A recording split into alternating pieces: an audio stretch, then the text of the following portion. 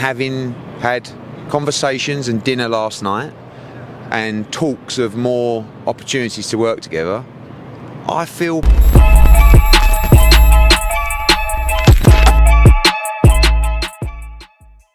Pro boxing fans here in Riyadh, weigh-in is done. First of all, Eddie, you've blagged this DJ, haven't you? You paid him a bit. You put a brown envelope there somewhere, haven't you? I want to employ this DJ personally, right? Just to, like, when I wake up in the morning, I want him to play me the tune for getting out of bed, walking down, bit of breakfast, little coffee. Do you know what I mean? You know, it's impressive though. Yesterday, when you came out, everyone was like, "Whoa, that really fits in." But everyone, like a lot of people on social media, thought I picked that song, and it was like, "Oh, he's so arrogant." It's like I didn't. I know I'm arrogant, but I didn't pick that song. And then earlier on, I walked past him, and he went, "Got one for you tonight." And then I walked on the stage, it's like, "Wagwan Generale." I was like, "What the hell's going on here?" So yeah, all good fun. Talking about fun, you and Frank Warren stood together doing a DAZN interview. Never thought I'd see that. We've now got used to it. Are you getting used to it? Do you know, I think this is a sign to the world, right? You see a lot of rivalry, many wars, unfortunately, around the world. All I can tell you is, when we're slagging each other off and I'm doing an interview where you're saying to me, or Coogan's saying to me, whoever it is, "Oh, we interviewed Frank Warren earlier, and he said," and I go, "Fucking right," and he's there going mad. Having shaken hands and having had conversations and dinner last night and talks of more opportunities to work together, I feel better, right? I feel more productive. I feel full of more energy. I feel excited. So maybe that's a message to the world. You know, it doesn't have to be like this. And I want competition. I want rivalry. Like, this is never going to be, "Oh, Frank, yeah, no worries. You do a great show. I'm going to take it."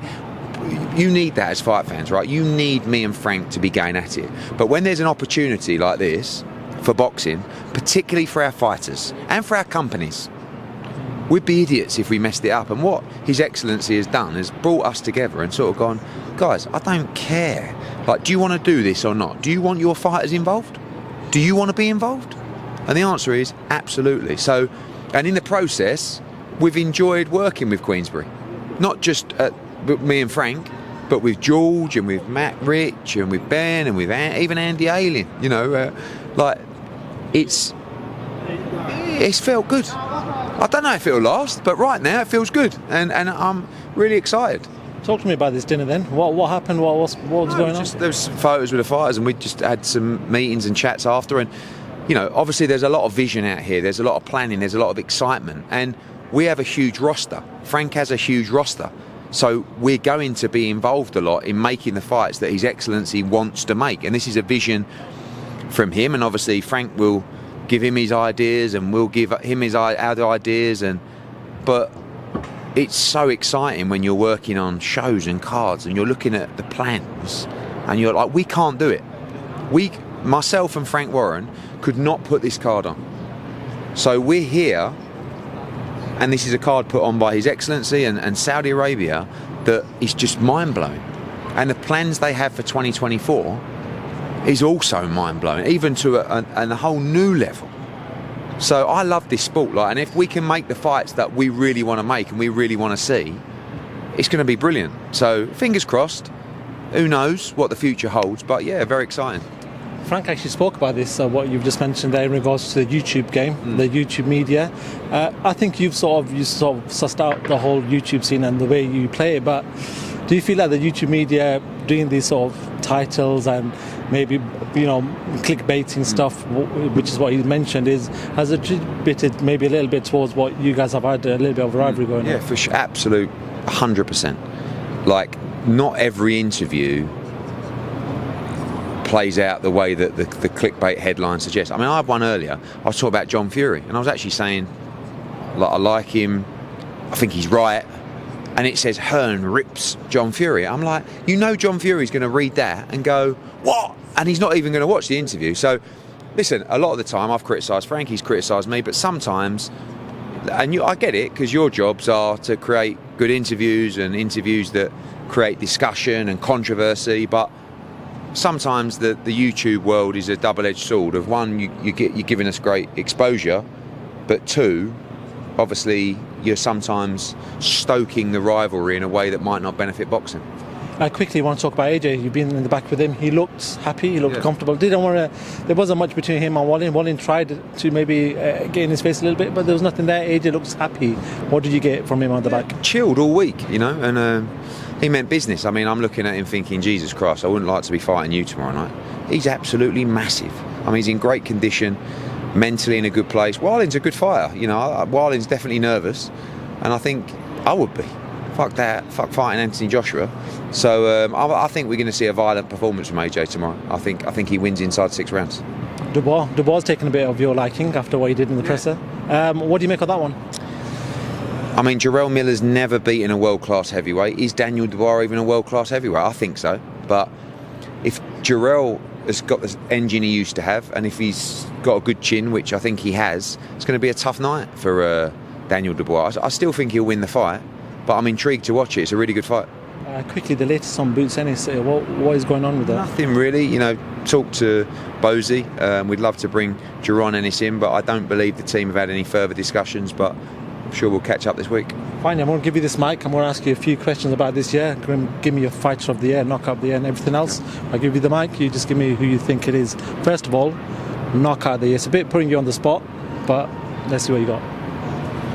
I mean, unfortunately, 2 of the knockouts of the year are potentially against our guys.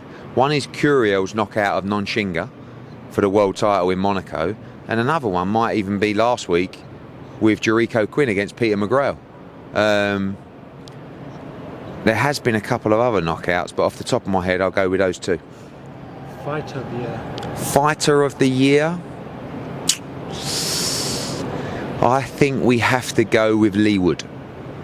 Came back, defeated Maurizio Lara, beat Josh Warrington. Potential fighter of the year for sure. Even Jesse Bam Rodriguez, obviously won the flyweight world title to become a 2-division world champion and unified it against Sonny Edwards and broke his jaw in the process. So potentially those 2. What about female fighter? Sorry, female fighter of the year. Female fighter of the year. I mean, it's difficult to go against Katie Taylor. I mean, she's 1-1 for the year, but the comeback victory was pretty special.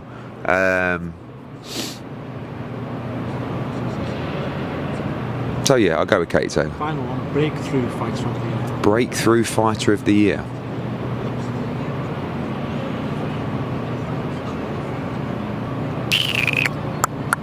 Jai Opetaia.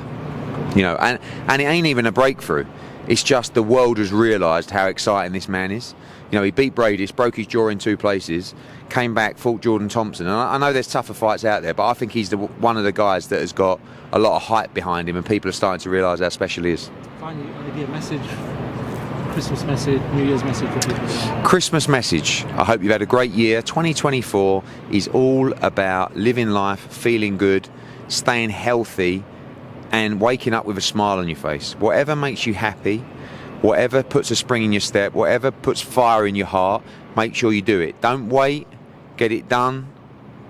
Determine what success is to you, and it's different to everybody. Success is looking in the mirror, feeling great, and enjoying life and what you do. So have a great Christmas with your family, and we'll see you in 2024 after the day of reckoning in Riyadh. Good night, sweet dreams.